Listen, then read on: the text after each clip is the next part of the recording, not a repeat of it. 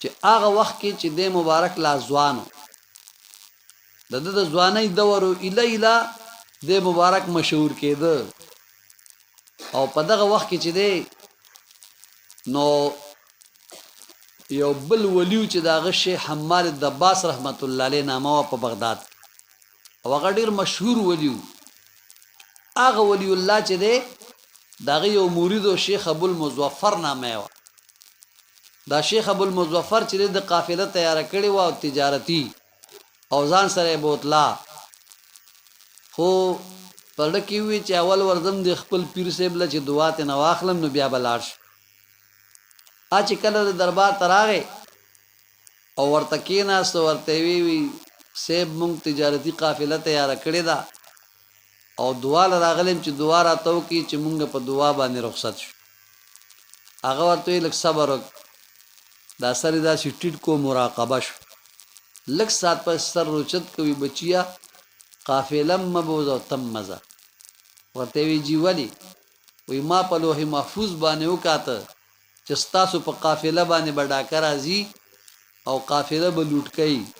سامانونه به لوټ کړي او یو ډاکو چې دین هغه به تا باندې توري گزارو کې تابه په سټ کې وایي نو ګوره چې تا تم نقصان رسی مال تم رسی نو مزه ما په لوح محفوظ باندې وکات مولانا روم رحمت الله علیه فرمای لوح محفوظ است پیشی اولیاء هر چې محفوظ است محفوظ است خطا لوح محفوظ د اولیاء او د سترګو د وړاندې او چې کله هغه د هر خطا نه محفوظ دی نو د هغه لوح محفوظ ګورئ که یو سړی وي چې دا څنګه کېدی شي چې هغه د خپل سینې ته سر ټیټ کړي او د لوح محفوظ ویني نو دا د عقل خبرې نه دا خلاف د عقل نه دي ځکه کرامت ویم دی ته چې دی یو شیشه آینه راواله او پزمکه کېده بر اسمان ته مګوره خو په دې آینه کې ګوره د اسمان نور به تا ته پای کې ښکاری تا خو بر نه دي کتلی ته لاندې ځمکې ته ګوري او تا ته نور ښکاری خدا دې آینې په برکت باندې نو چې ته په آینه کې د اسمان نور کته شي نو چې د چا ډ شیشه شي نو هغه په خپل شیشه دړه کې بیا لوح محفوظ ویني په خبر ورسید هغه اولیاء الله دی هغه خپل لونه شیشه کړی دی په دغه آینه کې هغه د خپل ډ ته ګوري لوح محفوظ ورته ښکاری هغه بیا له خبرې د تصوف لیکن کله چې هغه مراقبه شو په مراقبه کې دا وکاته ورته وی بچي مزه هغه وی خزه صحیح دی چې کله را روان شو په لار اوس د پیرانی پیر سے مبارک رحمت الله علیه د خانقاه مبارک خوا کې تیرې دو نوړه کې رااله چې راشه دم د الله دوست دی چې دې سوي نو شکل رانه نو ته دغه وخت پیرانی پیر سے مبارک رحمت الله علیه سره ډیر خلق ناستو او د علوم معارف اسرار بیانول او خلق ځان سره په کاپو کې هغه نوٹ کول او د دې خبرو په دوران کې ورته دی وای چې جی مون قافله تیار کړی د دوه راته وکي پیرانی پیر سے مبارک رحمت الله علیه ورته داسې مسکې شو ورته بارک الله فی ذا الله دې ته پکې برکت واچي بس دې چې وته وی راځي چې تو کله 400 پیښ قافله لاړه کله چې دی لاړه خپل معهود زه ته ورسید سامان خرج ک نور را واغست واپس را روان شو په لار کې پښپراله یو سره هغه سره ته دی رانه نه وته قافلی والو له کمرې واغست یو کمره پکې دی ابو المظفر صاحب ځان لم واغست د قافلې مشر بیا چې دی په دغه دوران کې دی چې کله کمرې تراغې نو د ماسوتن منځونه شویو دوی یې سفر مو کړی دوړو والے ما لګ بولام بم بیا بداغې نه پس سملم لګرام بو کم دی چې کله غسل خانه ته لاړو د سر د زرو دینارو یو تیلې وا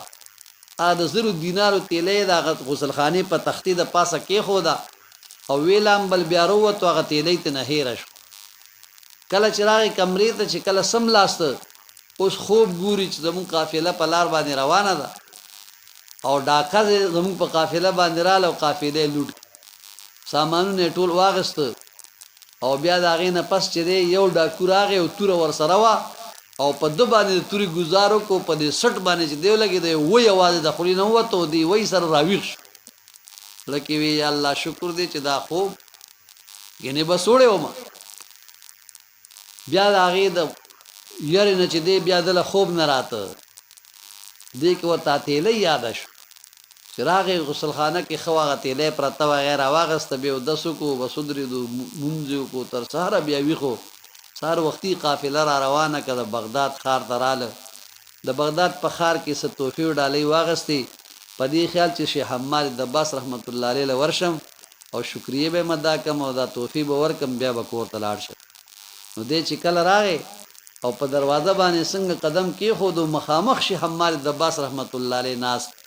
ناغه ورته بچي او درېګا څنګه راغلې وې چې دله مې توفیق ډالۍ وروړي دي تجارتي قافله مې واپس راوستا مې چې دا دل درک وې چې دا مال مرا کا دا یو څه پیرانی پیر سے مبارک لا ورکا زکا چې ما تا ته ویلو چې تاسو باندې ډاکوان راځي او قافله بم لوټ کوي او تابم په قتلې دا ستا په لوح محفوظ باندې لیکلې شوی ما کتلیو لیکن چې کله ته پیرانی پیر سے مبارک لورغه وزر ته چې بارک الله فی الله دې تبارک برکت واچي او تلاړي نو استاد تلو نرستو یا پیری الله ته دعا وکړي یا الله زما د خلینه ورته وتی دي چې بارک الله فی نو ی الله تعالی جل جلاله دا خپل دوست هغه خبره داسې ومنله چې هغه یا پیری ورته دعا کړي وا نو الله استاد ویخي واقعه په خوب باندې بدلک ستا په تقدیر کې الله تعالی بدلی را وسزکا نگاہ مرد مومن سے بدل جاتی ہے تقدیریں قضا چې دے دا په درې قسمه باندې دا قضا مبرم ورتوي مشابه مبرم ورتوي معلق ورتوي او حدیث شریف کې راغلی دی چې لا يرد القضاء الا الدعاء مقرر نیټه قضا نه بدلیږي مگر په دعا باندې بدلیږي او داغي په باره کې بیا شارحین دا خبره ذکر کړې ده چې د دې قضا نه مراد چې دی مشابه مبرم معلق دا دوه قسمه قضا تقدیر چې دا په دعا باندې بدلیږي او مبرم نه بدلیږي په مبرم باندې پیغمبران علیهم السلام هم د دنیا نه لاړ او صحابه هم لاړ او اولیاء هم لاړ او دا دوه قسمه چې دي دا په دعا باندې بدلیږي لہذا د دا قضا چې ودا هغه قضا و چې کما په مشابه مبرم او معلق کې راځي هغه د پیرانی پیر سے مبارک رحمت الله علیه په دعا باندې بدل شو چې د ویخي واقعه په خوب باندې الله تعالی جل جلاله بدل کا دا برکت او کرامت د پیرانی پیر سے مبارک رحمت الله علیه نبی دې دغه د دربار نه روان شو کله چې د پیرانی پیر سے مبارک رحمت الله علیه دربار تراغه او رانه وته نو مسکه کېده وی پیر سے جوړ مال راولې غلې و یو جی اگر اتوي چې دا غله یو صدا دغه حق کیږي وی خدا در تبه ویلی وی چیرې او یا پیرې می درله دعا غوستي وا بچیا ته چې زما دربار نه لاړې په الله باور وکړه چې ما الله تا یا پیرې ستاره لپاره دعا وکړه چې خدای زما د خپل نو ورته وتی چې بارک الله فی نګور دا د الله تعالی داسې دوستان دي او دا ګوره شیخ عبدالحق محدث دهلوی رحمت الله علیه په هندستان کې لومبه عالم تیر شوی چې دا څومره د دې وخت کې دستاربندیان په مدرسو کې کیږي او دی فارغ التحصیل شي او د دوره حدیث سند والی نو دی چې کله دا سند بیانې دا په شیخ عبدالحق محدث دهلوی شاه ولی الله سے باندې ور دا ټول استاد دی هغه په خپل کتاب کې په زبدۃ الاثار کې دا خبره ذکر کړې ده